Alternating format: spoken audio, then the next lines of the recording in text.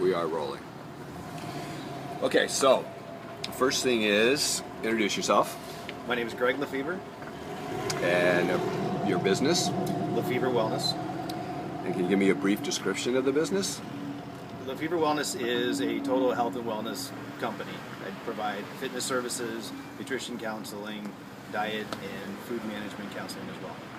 And why did you choose this type of business? It's interested me since I was a teenager. It's been a part of my life since I was younger. As I went through school for business and finance, I was always reading and studying on my own on the side.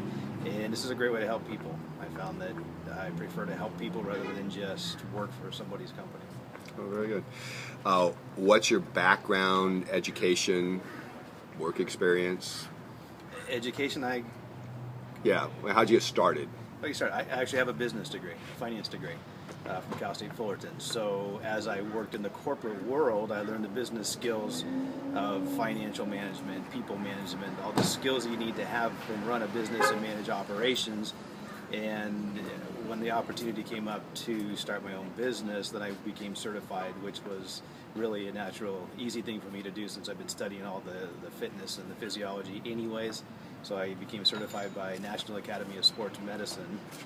I got the regular personal training certification and stepped it up to the performance enhancement specialty, which was at the time 94% of NBA trainers held that certification. So I said I wanted to be that. I want to be like those guys. So I just stepped up and got that. Also got a registered nutritional counseling certification, and I think that's all the certs I picked up for those. So they went with the business degree. It all went together. So, well, that answer our next was background skills necessary to run your business, because a lot of times you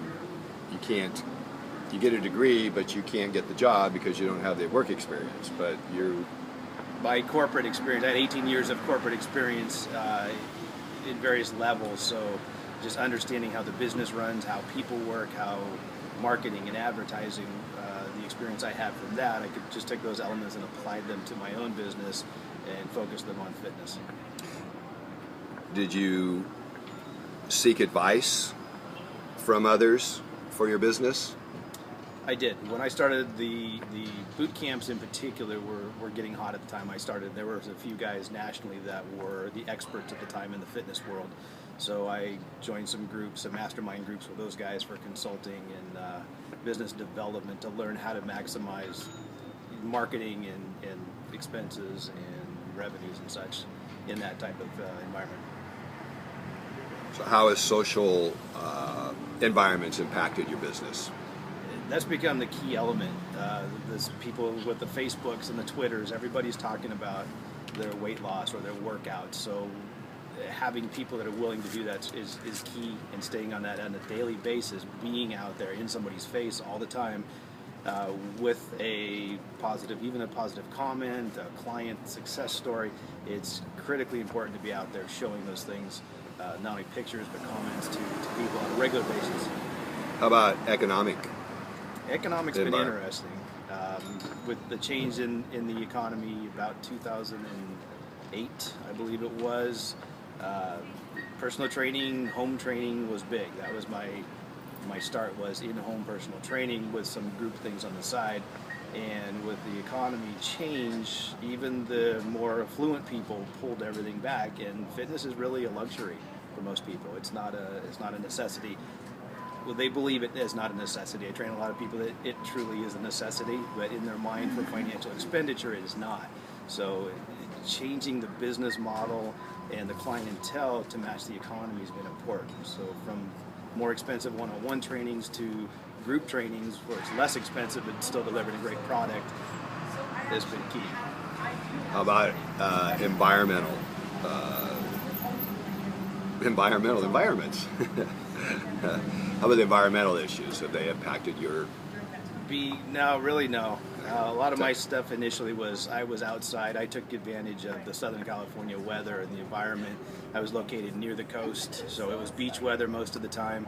People loved to be outside once they got over the psychology of, oh, somebody can see me working out, I'm outside, to realize that people will see them and think, gee, I wish that was me working outside. they would get over that element and then realize that they didn't get fresh air as much as they thought they did, because they come to the park or wherever we were, work out, use the environment, and really get the freshness of the workout. It's more exhilarating. I use that, and then I use the gym as well. Technology, how's that impacted your, well, many different ways, I'm sure. Yeah, technology a lot of ways. Most of it is the marketing elements of technology and being savvy with that. It takes a lot of time to keep up on that. I prefer to outsource that as much as I can, so I can focus on the workouts or the fitness or the physiology or the weight loss, the key things, the things that are changing and trending there versus the technology and the social. Have there been any legal or political issues that have impacted your business? Political through healthcare has changed. Obviously, the changes in healthcare. I work with corporations. That's one of my niches, and some corporations are investing in the wellness programs, and they go through the insurance companies. Some insurance companies accept fitness. They don't accept fitness. They accept acupuncture. So with the change in the healthcare, everybody asks, do you take insurance? You know, it's fitness, and oddly enough, as important as it is, the healthcare companies still don't recognize it as a needed, a needed expense. Unless it's which is Medicare. Crazy. It's crazy. All right. How do you market your business, and how are people aware of your business? I market through Facebook and emails, and word of mouth is really big in this business. So technology and social. Technology media. and social, right back to that. And word of mouth is the biggest part. I've been around long enough now that in the same cities that people know, they say, part of my goal was to be, oh, you're that guy that does that. And I developed enough to be that. And say, oh yeah, we've heard of you, you've been there. So getting the name out by enough people who have positive things to say about you is key. And then my clients, I utilize the clients, their experiences, getting them to open up and talk to other people or socially. And a lot of mine comes from my business background, coming into knocking on the door for companies. I was around long enough that I know people in other companies to get the open door, the handshake for a new account corporately. So that's been a huge key to success. Do you have a business plan? And did you seek advice in creating that, or did you do it yourself? I started on my own, but as part of the business development in creating the boot camps and the styles and things, I had a plan. As things changed, the business plan had to change as well. It's changed again recently, just because I pulled in from doing things outside in the parks and groups. Now I'm in a fitness center where that's a different element altogether, but I'm also focusing more on the corporate wellness, which is still growing and becoming big. So the business plan has changed to that direction, because I would say I'm at this point somewhat of an expert in the corporate world. So the accounts that we've had for years, because they're successful, they're good, we're delivering the right product. Do you have any employees? I don't have employees. I have a team of fitness experts that subcontracts with me to manage some accounts. Can you describe your customer? I have basically two main customer bases. One is the corporate element we just talked about. It's the people in that environment. Because I come from that environment, I understand sitting at a desk. I understand the need to get away from the work, clear your mind, move on, and I can speak with the corporate people. That's one group of clients. Having been there helps me. The other group of client is the average person. A lot of people focus on, it's always the athlete, the fitness expert. Mine is the regular person. It's the house moms that don't have time. It's the guys that used to be athletes that aren't athletes, now they're dads. So that's my clientele, is the regular person. So why you over your competition? Why me is because I've been around a while and I've been where most people want to go.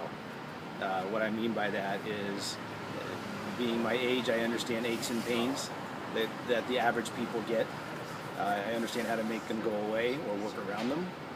I understand the hustle and bustle of the busy life, and I understand that the needs that people have. I'm not the young 22-year-old trainer that just wants to have, here's your workout, go, go, go, go. That may not be what you need. I have a better understanding of a relationship with somebody, rather than here's your workout, have a nice day, come back later. It's let's work out based on you. It's all tailor-made for somebody. It's really personal. Even if you're in a small group, it's still personal because I can have a relationship with you. So I'm a relationship builder that builds success in your program. Cool. Do you have a mission statement? My mission statement has moved around a bit. There's a few things that I say that I realize that I say quite frequently. One of them is just show up to people. Just is the more motivating the mission statement. My mission statement is to make you a better person today than you were yesterday. Really what it comes down to, through total health and changes in life. Just showing up is one of them. Hate it now, love it later. They're little marketing slogans, but mission statements, you can call those what you want, but it's really the little mantras that people, they walk out saying these things and they come back later and they say them back to me. But the true mission statement is to truly make a difference in somebody's life today and ongoing so they can share and have a better life for themselves. It sounds a little cliche, but again, it's not the big chain gym, come in, work out, leave, come in, work out, leave. I want to see you go do something that you haven't been able to do. I haven't been able to ride a bike because I don't have the strength, or I'm too heavy to get off the ground and play with my kids. Let's fix that. Let's make your life really better. That's why I do what I do. Are there ethical concerns that your type of business must deal with, and how do you overcome those ethical concerns? The fitness business is tricky. There's a lot of people that it's a cutthroat business, a lot of client stealing, and there's the negative side to it. The way I stay away from it is I operate with integrity. I deliver the service that I say I'm going to deliver. I over-deliver the service. If there's an issue comes up with a client, I handle it, I manage it in the best way, in the customer service way, that the client comes out happy, everybody's happy. We want to be sure the client becomes a client for life, not just a few dollars today and gone. What are the biggest issues for running this type of business? The biggest issues are persistence, I'd say, because as soon as you stop moving, stop marketing, stop promoting, the business stops happening. It takes continuous. Being in Orange County is the most saturated fitness market, I think, in the country, one of the top 3. So on every corner I can see 2 fitness businesses from where I'm sitting right here. They're not direct competition of mine, but they're still 2 fitness businesses. It could be more convenient for someone to go right there because it's closer to their house. Or they'll come a little further to me. I have people come from 3 or 4 cities away because of the product I deliver. So, but there's a gym on every corner out there. So what's your management style? My management style is, it's based on trust, firmness. It's a comfortable style, but it's direct. Right. I'd say direct. Yeah, I'm direct with the way I manage my clients. Very direct. Whether it's managing your specific program, they come and they say, "Oh, I did so great. I lost 1/10 of a pound." Okay, the way I manage, that's a management thing to me. I'm going to say that's great, but it's not great, really. But the people I manage as well. I mean, as long as you're doing your job, then everything's good. It's based on trust. If I have to address an issue, I'll address it firmly, but I let people do their job. I give them the freedom to do their job as long as they can prove that they do it. But then I keep an eye on it. I follow up, always. What is the future of the fitness business? The fitness business is continuously changing, continuously flowing. It's the fitness instructor is supposed to grow 10% faster than any other employment opportunity in the country in the next 10 years. So hopefully the fitness business does as well. I think with the more focus that the government is putting on health and wellness, and the companies are putting on health and wellness, I think it's going to continue to grow. It's finding the right niche to grow with it to be successful. So meet the key. If something happens to you, what will happen to your business? Because it's a service business at this moment, it would effectively end. Because although I don't instruct all of my accounts, I'm not there, like the corporate ones in particular, they would likely end. So I'm in the process of establishing a management company to ensure that the contracts stay in place, to ensure that the people stay in place, to continue running those businesses if I'm not there. So where do you see your business in the next year? Next year, I see it growing corporately. Really putting a push on the corporate. I have some good people in place that are understanding and learning and growing in the corporate environment as well. So as they develop, we develop together, and that's the niche. And I'm going to focus on the key issues as the healthcare changes. We're going to find out who's offering, who isn't offering, and make the best of that. How about 5 years? 5 years. I see us growing to a point where we can continue focusing and giving back more.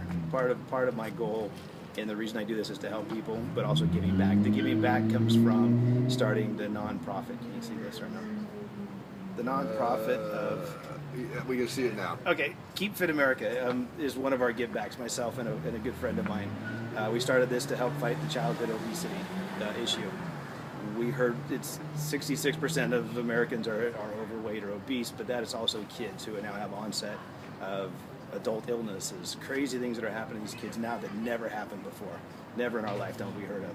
So the give back is to be able to have my company grow to a point where it's self-sustaining and running, and I can go focus on the give back, helping and putting this program, this educational program, into the schools and the places it needs to be to help these kids, give them a chance to help stop this epidemic.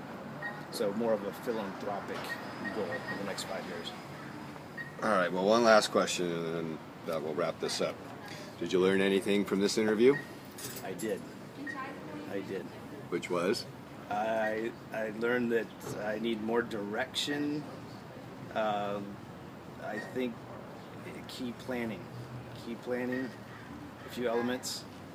The things that I feel like I know internally, I need to express outwards, like my mission statement. I know how I feel about what I do, but to be able to have somebody else relay the same thing is important as well. So here's the company, here's what we do, not just me as the sole representative of what I do. I think in that respect. Well, very good. Well, thank you, and we'll end this now.